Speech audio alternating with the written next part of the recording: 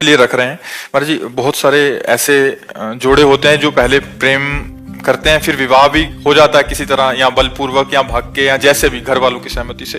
फिर क्या होता है आगे चल के, जब एक दूसरे के बारे में पता लगता है और फिर उनकी कमियां नजर आती हैं, फिर वो और ज्यादा धोखाधड़ी या और कहीं संबंध है उसके, या पहले भी संबंध थे, तो महाराज जी फिर इतना ज्यादा हो जाता है कि अब ना घर के रहे ना घाट के रहे। माता पिता की इज्जत भी दांव में लग जाती है, अगर छोड़ते हैं, अगर पकड़ते हैं तब भी लगी हुई थी। तो महाराज जी ऐसे दंपति हैं जो एक पक्ष वो दूसरे को समझा रहे हैं, बाद में जाके तो फिर वो मानसिक तनाव से बहुत गुजरना पड़ता है, फिर डिवोर्स केसेस और बहुत सारे लव मैरिज ऐसी। वैसे जो हमारा शास्त्रीय विवाह है, बड़ा मंगलमय परिवार चला, कभी कोई एक दो की बात नहीं कह रहे।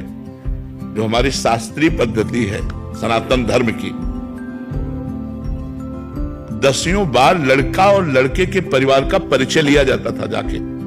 गुप्त रूप से भी लोग जाते थे, आसपास व्यवहार में बैठे, भैया राम राम, ये पड़ोसी कैसे है आपके, तो वो सब पता लगाते थे। लड़की लड़के को तब देखती थी जब मंडप में, और लड़का लड़की को तब देखता था जब घर में पहुंच जाती थी।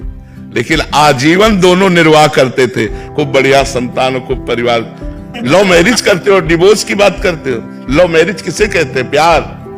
अगर एक बार तुम्हें प्यार करके स्वीकार किया तो आजीवन तुम्हारा निर्वाह करे, फिर किसी और की तरफ न देखे। नहीं, गांव में डिवोर्स, अरे शाम तक पति पत्नी में अगर दिन सुबह लड़ाई हुई तो शाम तक फिर खा पी के बिल्कुल डिवोर्स शब्द कहा है सब। एक दो बातें अगर एक दूसरे के प्रतिकूल हो गई तो शाम तक फिर एक हो गए, उसमें कभी ऐसा नहीं। घर परिवार में या बहुत मायके 2-4 दिन होगा ही मत पिया। मायके की दोस्त देती है, चली जाऊंगी मैं, जाती नहीं है शाम को फिर। नहीं, बड़ा प्यार में जीवन हमने तो देखा है। गृहस्थी में हम किसान के घर पैदा हुए तो गांव का हमने जो माहौल देखा है, बड़ा प्यार भरा जीवन था यार, बड़ा प्यार भरा जीवन। आज प्यार का खुला छूट है तो उसी की दुर्दशा हो रही है। अगर हम कह रहे मान लो गड़बड़ी भूल चूक हो गई बच्चापन में, तो फिर ब्याह के बाद गड़बड़ी नहीं होना चाहिए। अब क्या होता है, बच्चे बच्चियां खुली छूट, मनमानी आचरण, जैसा मना वैसा। तो ब्याह में बंधन में बंधने के बाद भी खुली छूट, वो उधर, तो सब गृहस्थी। थोड़ी सी प्रतिकूलता मिलने पे फिर उसकी याद आएगी, फिर वहीं जाएंगे। हाँ, वो सब बड़ी मर्जी प्रश्न आते रहते हैं बहुत सारे। हाँ, अब ये ऐसी समस्या है कि बिना धर्म का आश्रय लिए इस समस्या का समाधान नहीं हो सकता। हमारे शास्त्र जो भरे पड़े हैं, देखो कितना प्यार भरा जी। अरे भाई, अपने पति की आराधना करके भगवान को 6-6 महीने के बालक बना दिया अनसुईया जी ने।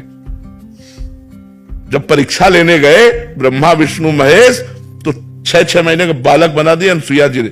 जल लिया हाथ में, कहा मन वचन कर्म से अपने पति को भगवान मानती हूं, तो मेरे पार्थिव धर्म से प्रभावित होकर तुम तीनों भगवान 6-6 महीना हो गए। वो हमारा भारत देश है जहां अपने पति के बल से भगवान को 6-6 महीने के बालक बना दिए। यहाँ boyfriend girlfriend live in relation, ये भाई। लेकिन आप खुद देख लो कि आप लोगों के चरित्रों का परिणाम क्या हो रहा है कि लव मैरिज करने के बाद, माता पिता परिवार का त्याग करने के बाद तुम्हारे पास जो लड़की आई है उसके साथ तुम कैसा व्यवहार कर रहे हो, या जो अपने परिवार से द्रोह करके लड़का तुम्हें जो समर्पित हुआ उसके साथ कैसा व्यवहार हो रहा है। दोनों का अगर प्रेम विवाह हुआ है तो हमें लगता है आजीवन क्यों नहीं होना चाहिए, क्योंकि पसंद से हुआ है। लेकिन वो प्रेम विवाह प्रेम के लिए नहीं हुआ था, वो काम के लिए हुआ था। जब काम की पूर्ति में बाधा पड़ी तो इधर उधर फिसलने लगते हैं, फिर पूरा परिवार नष्ट हो जाता है। तो हमें लगता है हमें धर्म से चलना चाहिए। जी, पहले क्या करना चाहिए कि अब अगर कुछ नहीं ऐसा हुआ तब क्या जिम्मेदारी है, या हो गया है प्रेम विवाह फिर क्या जिम्मेदारी है? देखो एक बात बताएं, जब कैंसर हो जाता है ना, तो चाहे जितने कीमो लगवाओ और चाहे जितना बड़ा ऑपरेशन करो, वो 1-2 साल में धोखा फिर दे ही देता है, नहीं दे देता है। ये कैंसर की तरह बीमारी है काम। 1-2 साल बाद जब आपको उसकी याद आएगी तो आपको मन यही कहेगा कि इसमें सुख नहीं है जो उसमें सुख था। अब आपका धीरे से मन नंबर लगाने का करेगा, फिर वो बिगड़ता चला जाएगा। चंचल मन संभालना बड़ा कठिन है बिना अध्यात्म के। अवसर आने पर दोनों फिसल जाओगे।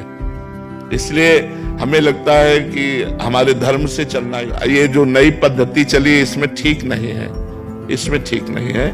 अगर हम धर्म से देखो, बड़े बड़े साधु महात्मा चूक हो जाती तो फिसल जाते हैं। विचार करो, जिन्होंने साधना की है, आप लोग तो साधना नहीं करते, आप लोग तो चूक में पड़े हुए हो।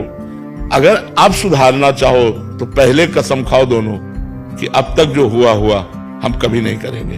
अगर ये कसम खा के ब्याह हो, आज से हम दोनों के दोनों हैं, कभी हम किसी को स्वीकार नहीं करें। बहुत बढ़िया